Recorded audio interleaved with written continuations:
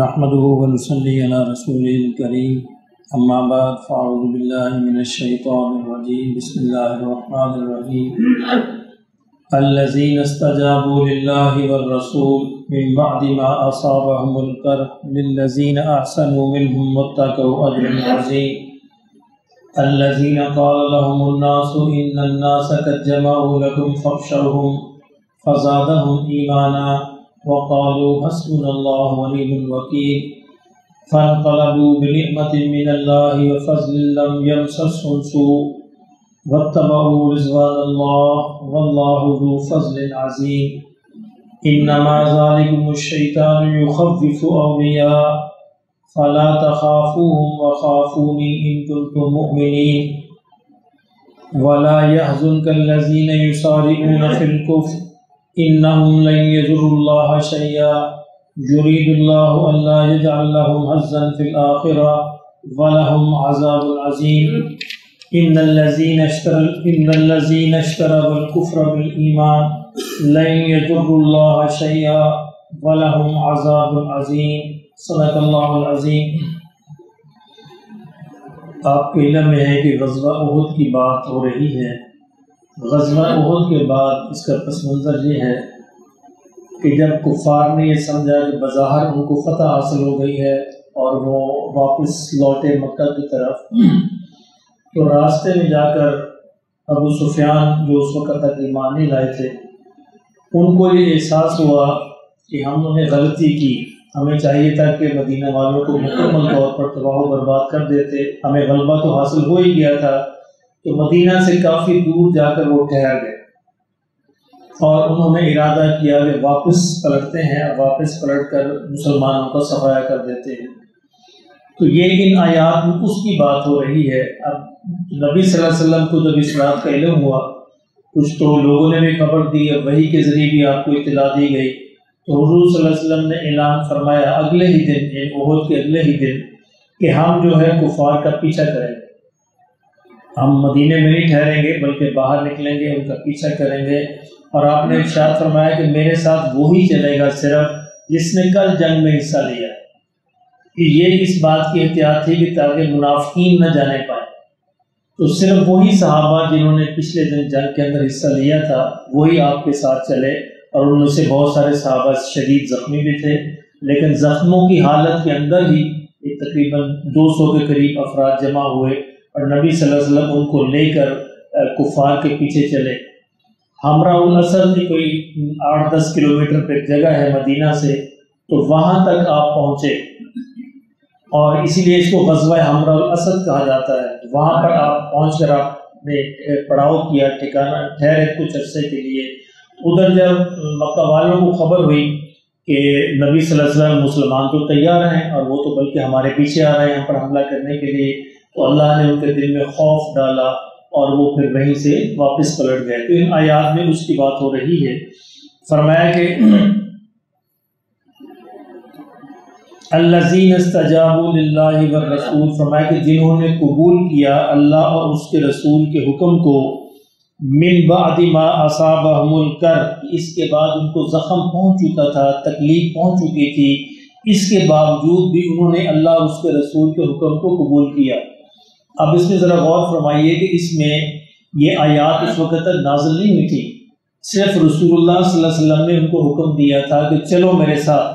سارے چل پڑے۔ لیکن جب اللہ نے یہ آیات نازل کی تو کہا کہ اللہ اور رسول کے حکم کو پورا کیا۔ گویا رسول کا حکم بھی ایک دوسرے معنوں میں اللہ ہی کا حکم ہوتا ہے، رسول بھی اللہ کے کہنے پہ حکم دیتے ہیں۔ رسول اللہ کی بات کو اللہ نے اپنی بات قرار دیا کہ جنہوں نے اللہ اور رسول کے کہنے پر اس جنگ کے اندر اور اس جو تھی مہم کے اندر حصہ لیا، فرمایا للذین احسنوا منہم واتقوا اجر عظیم، یہ وہ لوگ تھے جو نیکی کرنے والے، احسان کرنے والے تھے اور تقوی والے تھے، فرمایا ان کے لیے بڑا ہی اجر ہے۔ یعنی زخموں کی حالت میں، شدید تکلیف کی حالت میں وہ اللہ کے رسول کے کہنے پر فوراً تیار ہوئے تو چل پڑے۔ اللہ نے خوشخبری دی کہ یہ لوگ جو ہے نیکی والے ہیں، احسان والے ہیں اور تقوی والے ہیں۔ یہ اللہ کی طرف سے سرٹیفکیٹ مل گیا تو اس کے اجر عظیم میں پھر کیا شک ہو سکتا ہے؟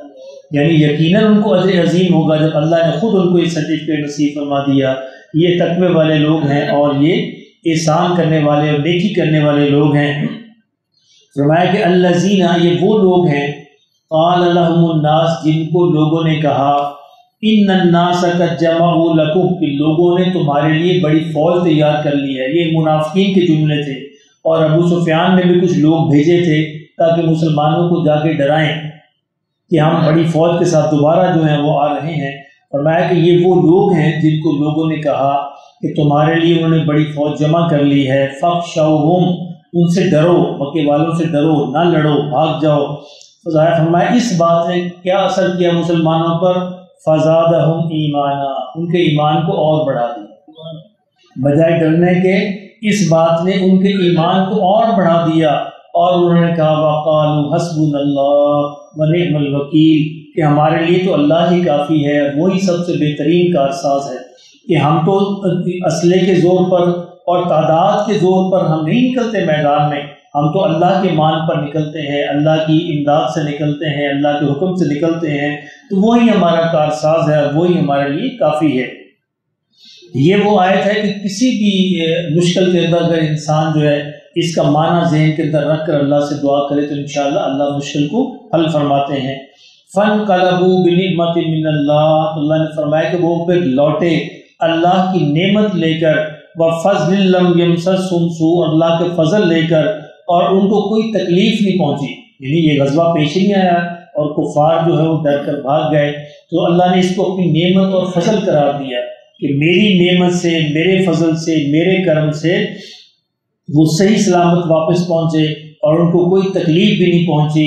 وَاتَّبَعُوا رِضْوَانَ اللَّهِ، فرمایا کیوں کہ انہوں نے اللہ کی رضا کی پیروی کی تھی، اللہ کے حکم کی پیروی کی تھی، اور جب بندہ جو ہے اپنا سب کچھ لگانے پہ تیار ہو جاتا ہے، اللہ کے حکم کی پیروی کرتا ہے، تو پھر اللہ اس کو اپنی رضا اور خوشنودی نصیب فرماتے ہیں۔ اب دیکھیں ان آیات سے بار بار پتہ چلتا ہے کہ توکل کیا چیز ہے۔ نبی صلی اللہ علیہ وسلم مدینے میں نہیں ٹھہرے، حالانکہ خود بھی زخمی تھے، صحابہ بھی زخموں سے چور تھے، لیکن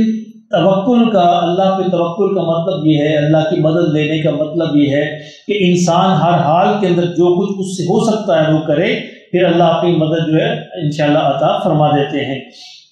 گھر بیٹھ کر جو صرف دعائیں کرتا رہے تو یہ اللہ کا ضابطہ نہیں، قاعدہ نہیں، پورے اسباب جو اس کو استعمال کرے، اسباب کو استعمال کرتے ہوئے دعا کرے کہ اللہ ان کے اندر برکت ڈال دے، ان کے اندر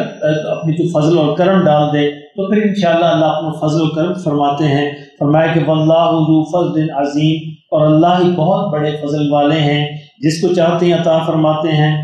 انما ذالکم الشیطان، فرمایا یہ وہ لوگ تھے کہ جن کو شیطان ڈرا رہا تھا، یخوف اولیاء، شیطان اپنے دوستوں کے ذریعے ڈرا رہا تھا۔ اب شیطان کے دوست کون ہیں؟ منافق، کافر، اللہ کی نہ ماننے والے، وہ شیطان کے دوست ہیں، ان کے ذریعے سے فرمایا کہ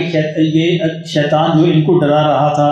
فلا تخافوہم، فرمایا ان سے نہ ڈرو، وخافونی، مجھ سے ہی ڈرو، ان کنتم مؤمنین، یعنی اگر تم مومن ہو، سچے مومن جو ہے وہ شیطان کے کہنے سے نہیں ڈرتے، اللہ کے کہنے سے ڈرتے ہیں۔